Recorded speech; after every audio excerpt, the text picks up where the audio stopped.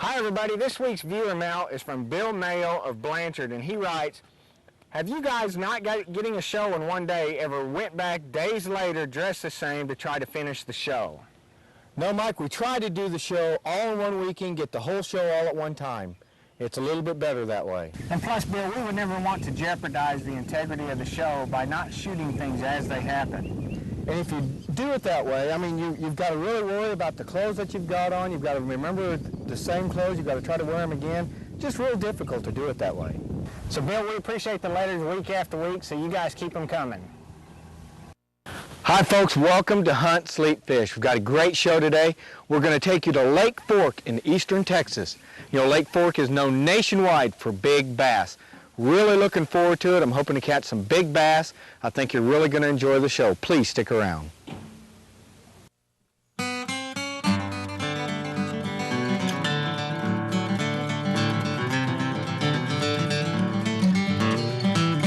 I was born in a little town where my parents had settled down, where the grass is green, that sky so blue, and the mountains look down on you. Now my dad works in the coal like his dad, God rest his soul. And my mom took care of us kids. We grew up like we did. But I'll ride a bus, I'll ride a train. I'm going home one of these days. I'll drive a truck, I'll fly a plane. I'm going home one of these days. I'm going home, home one of these ways.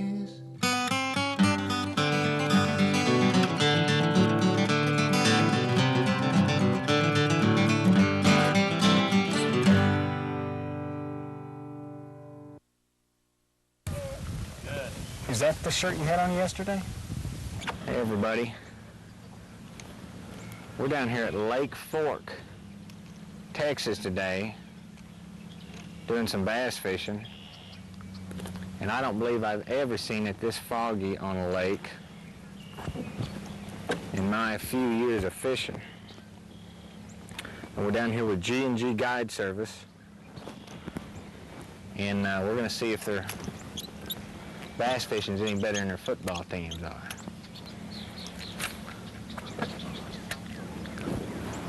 It's early April, and fishing hadn't really kicked in, or it's kind of been off and on. But you guys picked up big fish yesterday, didn't you, Gary? Yeah, yesterday we had one of my guides, Charlie Capel, had a 12-pound 2-ounce, and Junior McPherson had one a little over 9. So the big fish is just now starting to move up. They're kind of on and off right now, aren't they? Yeah, they are. But the last 2 days we've had some pretty good days. Good deal. And I'm expecting to have a pretty good day today. If we can get over to the area that I'm wanting to fish. The fog this morning is a little bit too heavy to be running in, and it's a little too dangerous. So we'll make do with what we got till the fog lifts a little bit. Boy, the way I hear them cutting across that lake, I don't know if I want to be out there. Yeah, some of them people are a little bit dangerous to be around sometimes. I don't think they could see much better than we could out there. And when you can't see past the front of the boat, it's time to shut it down. yeah.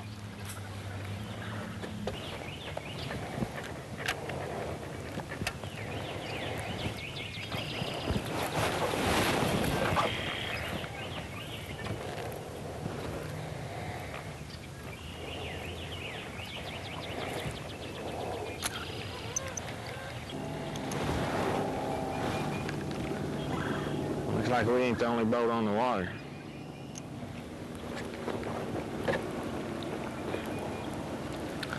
I know there's a big one right down in there. I'm gonna catch it right here. So Gary, how long have you been guiding? I've been on the lake since 1986. What we do, my wife got into the business in 1989 with me, and we do a package deal which includes your lodging and your meals and all that, and that's how she's got involved in it. Your place up there is really nice, I tell you what. Well, we're real proud of it. We're real proud of the service that we can offer the people. You know, there's not many places around that'll offer you a package deal where you come in and you're taken care of with the meals and your lodging and the guide service also. She can't get on to you fishing every day either, can she? That's right.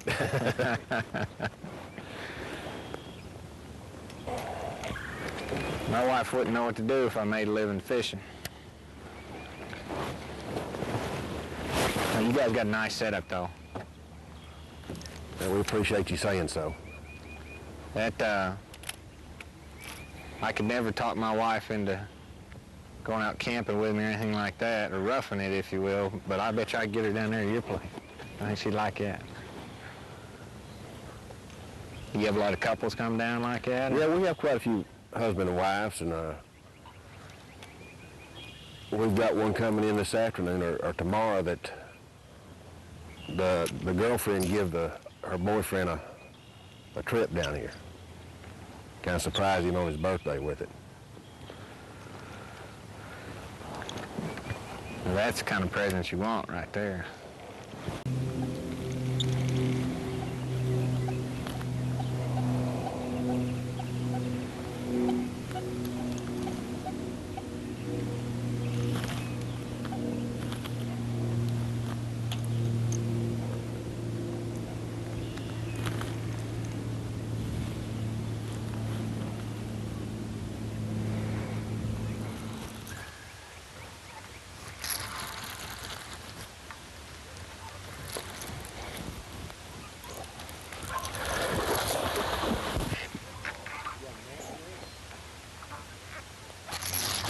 No.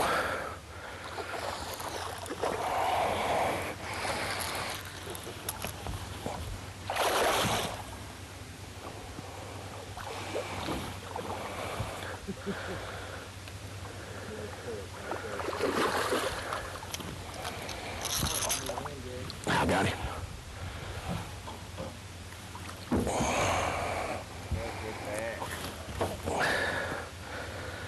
That's pretty nice for first fish of the morning. Good fish right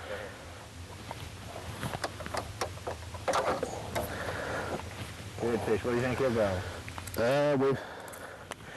I believe she'll go 7. We've got a scale right here. We can weigh her and put her right back in the water.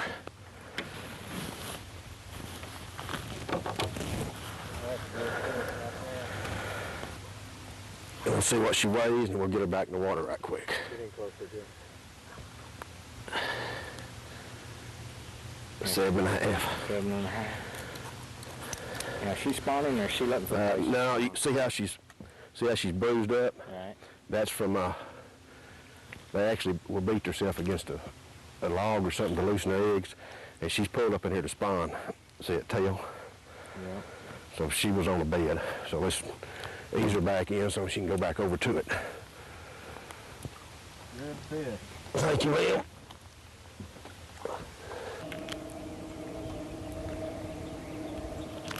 That's why I like to do these shows with guides, Gary, because 8 out of 10 guys would hit all that timber we went through and not even think about this cove because it's so shallow. But they'll find that warmer water, won't they? Yeah, especially this time of year because it's just now warming up, and these fish are really behind. We're probably 3 weeks behind on our spawn, so the fish are ready to do it, and they've just been waiting for the water to warm up. Usually the 1st of March we have a spawn, and we didn't have one this year. So here we are in early April, and the water's just now getting warm enough for them to come up and spawn. So they've seeked it out and they found the warmer water. And you're right, a lot of people would stop and fish the timber, but the fish are moving back to the backs of the coves right now looking for the warmer water. Did y'all have a bad winter down here? Yeah, we actually had a winter. Our winter usually lasts about 2 weeks. This year it lasted from November to just recently. But it wasn't real cold, but it was colder than what we're used to. and it's kept our water temperature down. Plus, we've had a excess amount of rain in February and March, so that's kept it cool down too. Fish on. Got him. Another good one? Yeah, another good one.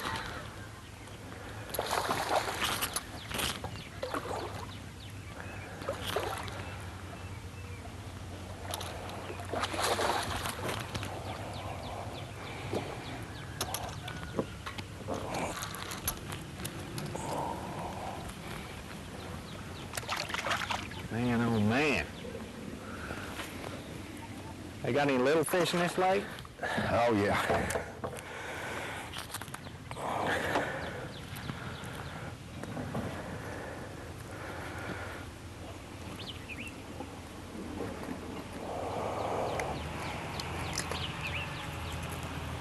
I must not be holding my mouth right.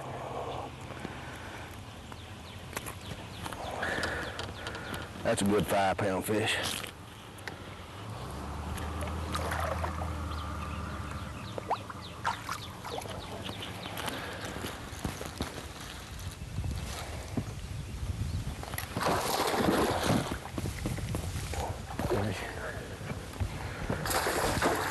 Good one? Might be the best one today. Look at that. Well, you got me wanting to come back to Texas.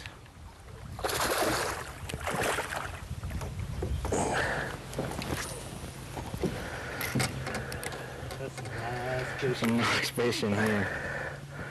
That's another good 5.5-pound fish or so. Pretty colored fish. I think you'd be cashing a check today, Gary.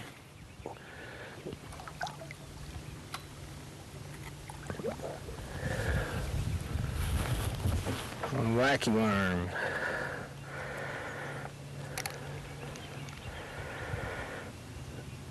Richard, I'm gonna give you a hook.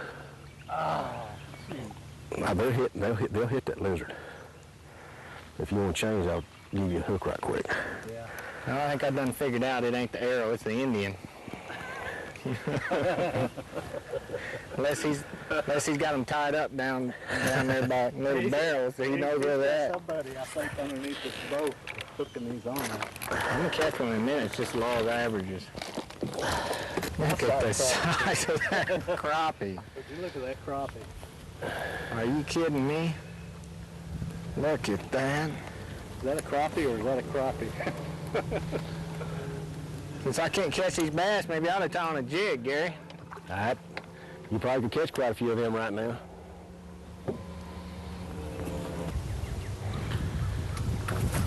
There he is. That one? Yes, finally.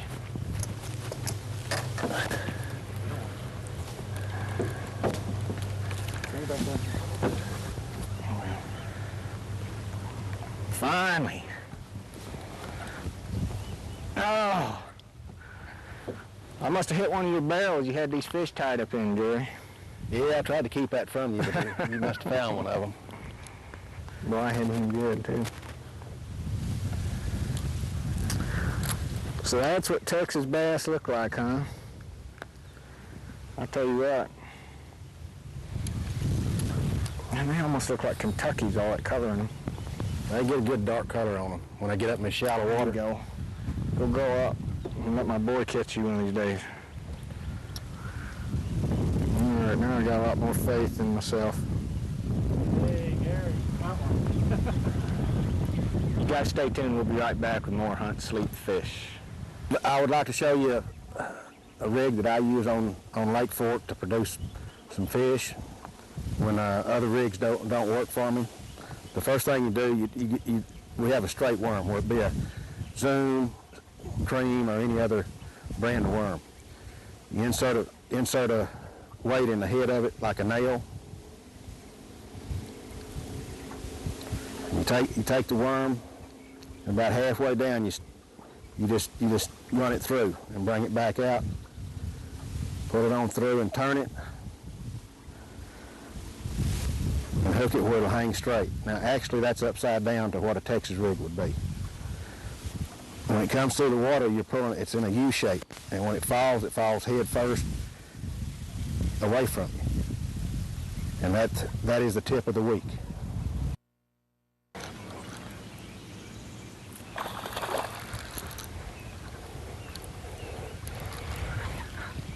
A little feisty dude, he ain't that big. Oh. You win some, you lose some. That happens.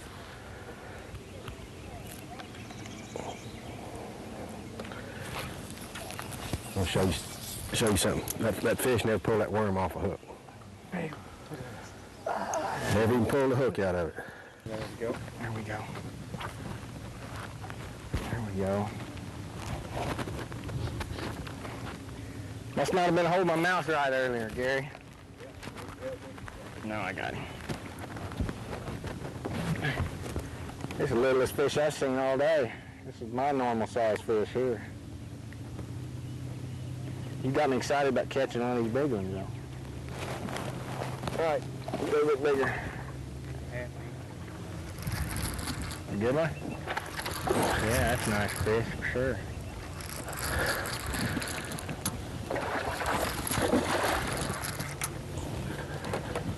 Boy, you got some fighting him, don't he?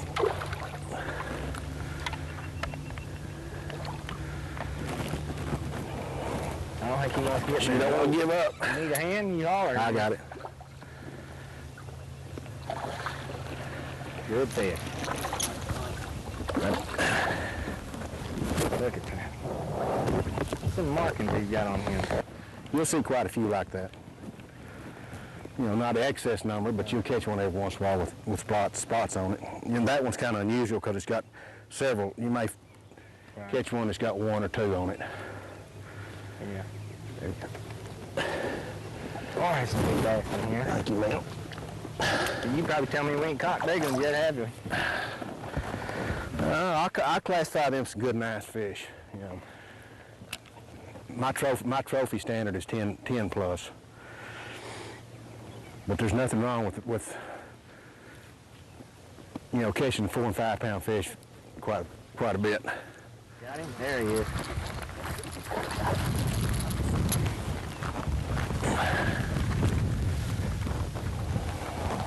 Little sucker. Yeah. They got some fight in them, I'm telling you.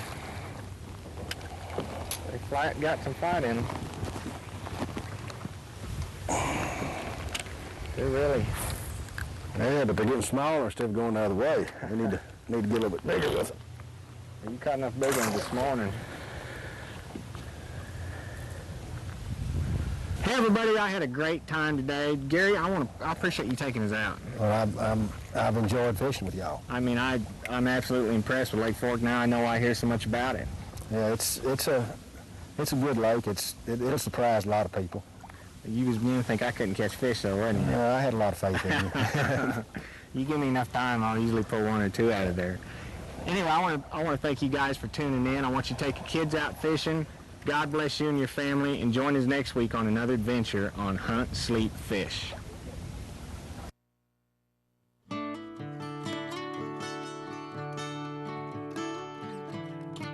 This week's show brought to you by the Oklahoma Big Bucks Contest and Oklahoma Honda Suzuki. The fun starts here. I'm just fine with only trees around And also Hook Hider Fishing Poles and Twin Lakes Archery and Hunting Supply. only trees around me. I'm just fine with my mind. At sunrise, I'll be on the water. At sunrise, I'll be on the water.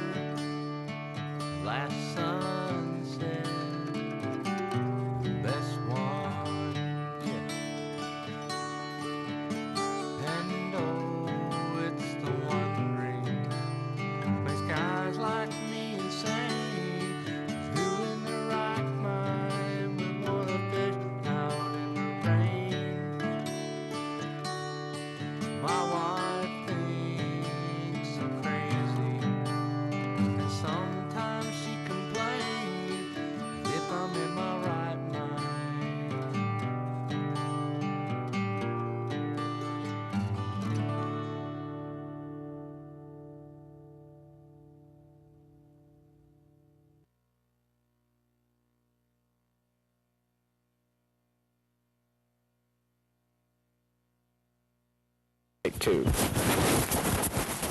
Ready? No, my microphone's down. Take 2. Just lay it over your deal. Won't I am. Let me get a clip. Okay.